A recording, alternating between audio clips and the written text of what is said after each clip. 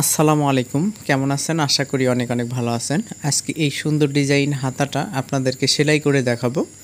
তবে এর আগে আমি আপনাদেরকে কিন্তু কাটিং করে দেখাইছি। দেখুন কি কি ব্যবহার করতে হবে আমি আপনাদেরকে প্রথমে দেখাচ্ছি। তো এরকম আড়া কাপড় আমাদের কাটিং করে নিতে হবে ফিতার জন্য।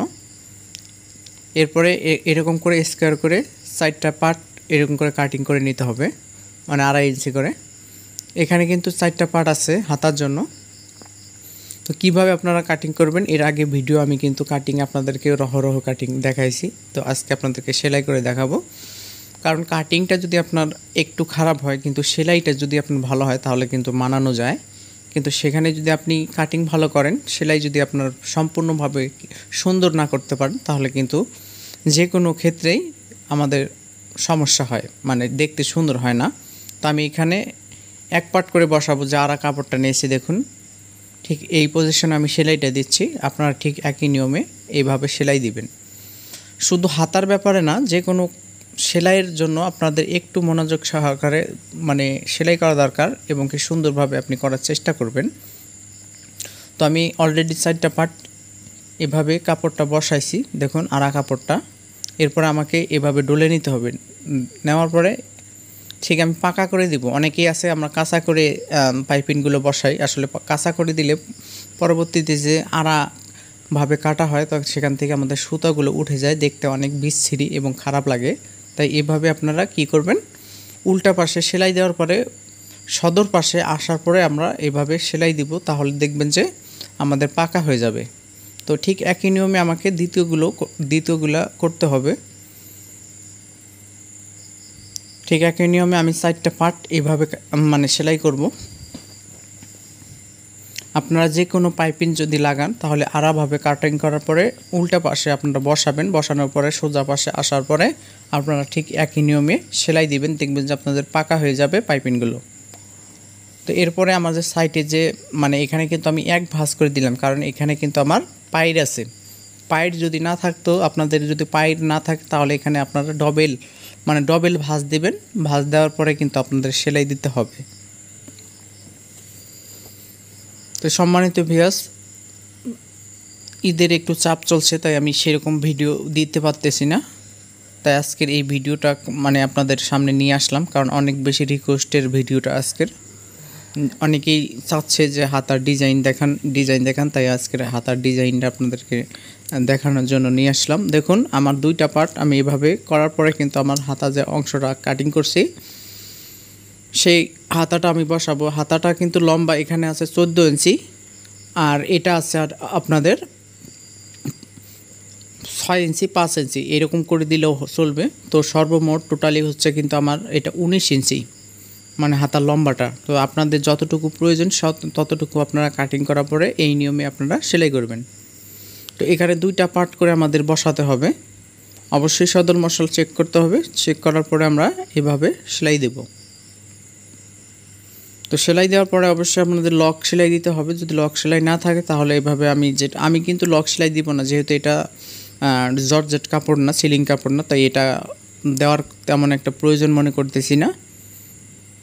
তো এরপর আমরা কিন্তু চাপ সেলাই দেব।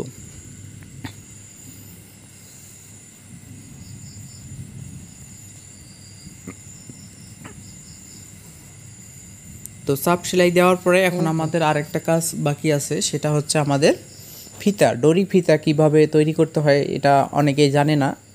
তো ডরি ফিতা আড়া কাপড় নেওয়ার পরে আমাকে এখানে চিকন করে সেলাই দিতে হবে। চিকন করে যত চিকন দিব তত চিকন ডরি ফিতাটা হবে, বেশি চিকন দেওয়া যাবে না। স্বাভাবিকভাবে আমরা সেলাইটা দিব। দেওয়ার পরে আমাকে কোনো কাঠি দিয়ে উল্টিয়ে নিতে হবে। তো অনেকেই আছে এই ফিতাগুলো তৈরি করতে পারে না, পেডিকোটের ফিতার মতো করে। আসলে পেডিকোটের ফিতা যেরকম এরকম কিন্তু সব জায়গায় খাটে না, এটা কিন্তু অবশ্যই লক্ষ্য রাখতে হবে। এই দেখুন আমি একটা কাঠি দিয়ে এভাবে উল্টিয়ে নিচ্ছি। আপনারা ঠিক একই নিয়মে যখন উল্টাবেন দেখবেন যে একদম ডরি ফিতা হয়ে যাবে। তো এই ডরি ফিতাগুলো অনেক কাজে ব্যবহার করতে হয় আমাদের, মানে কামিজের গলার দিক দিয়ে যে যখন আমাদের ফিতা দিতে হয় পেছনে, তখন কিন্তু এই ডরি ফিতার কাজ হয়। তো অনেকেই পারে না। তো আজকের এই নিয়মে আপনারা যে কোনো ডরি ফিতা যদি তৈরি করতে চান তাহলে আজকের এই ভিডিওটা দেখলে আপনি পারবেন। তো তো আমি যে স্কোয়ার করে যে দিয়েছিলাম দেখুন কাটিং করছি দুইটা মানে 4টা করে কাটিং করেছি। এরপরে আমি এখানে দেখুন কোনাকুনিভাবে আমাকে 2টা ভাঁজ দিতে হবে। ভাঁজ দেওয়ার পরে এভাবে আমাকে সেলাই দেওয়ার পরে দেখুন এখানে আটকে দিতে হবে। আশা করি বুঝতে পারছেন। নেক্সট আমি আবারও আমি আপনাদেরকে বলছি। তো এরপর আমাকে উল্টাতে হবে। উল্টালে কিন্তু আমাদের কাঁচা থাকবে না, একদম অসাধারণ একটি ফুল হয়ে যাবে।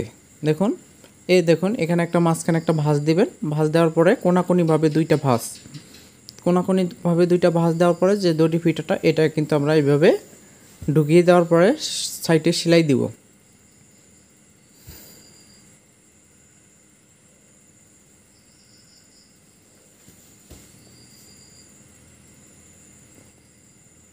ঠিক একই নিয়মে আমাকে 2টিও করতে হবে। করার পরে এখন আপনাদেরকে দেখাবো কিভাবে আমি ফিতাটা দিব। এখানে আমাকে 3টা, 1টা 2টা এবং কি 3টা আমাকে এভাবে দিতে হবে। আপনারা যে কোনো হাতায় যখন আপনি ডিজাইন করতে চাবেন এই সিস্টেমে আপনি যখন দিবেন তখন কিন্তু অসাধারণ একটি সৌন্দর্য ফুটে উঠবে, যা আপনি কল্পনা করতে পারবেন না। তো এভাবে দেওয়ার পরে আমাকে সেলাই দিতে হবে, চাপ সেলাই, যাতে খুলে না যায়। সেই সুন্দর করে আমাকে সেলাই দেওয়ার পরে কিন্তু আমাকে এখন দেখতে হবে যে পজিশন ঠিক আছে কিনা। পজিশন ঠিক করার পরে আপনারা সেলাইটা দিয়ে নেবেন।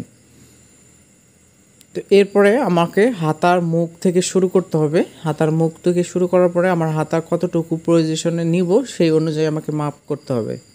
মাপ করার পরে আমাকে সেলাই দিতে হবে।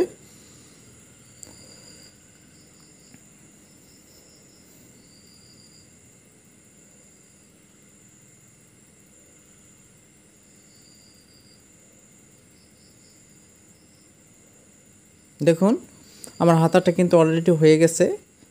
তো আজকের ভিডিওটা আপনাদের কাছে অনেক অনেক ভালো লাগছে সেটা আমি জানি, কারণ আজকের ভিডিওটা খুবই সুন্দর। দেখুন এই ভিডিওটা মানে আপনি যদি সম্পূর্ণ দেখে থাকেন তাহলে কিন্তু আপনি পারবেন। আর এই জামাটা শীঘ্রই আপনাদের মাঝে নিয়ে আসতেছি। যে হাতাটা আমি তৈরি করলাম এই জামার এই হাতাটা, আশা করি এই ভিডিওটা আপনারা দেখবেন অবশ্যই। তো দেখার জন্য অবশ্যই চ্যানেলটা সাবস্ক্রাইব করবেন, কেননা নিত্য নতুন ভিডিও আপলোড করে থাকি।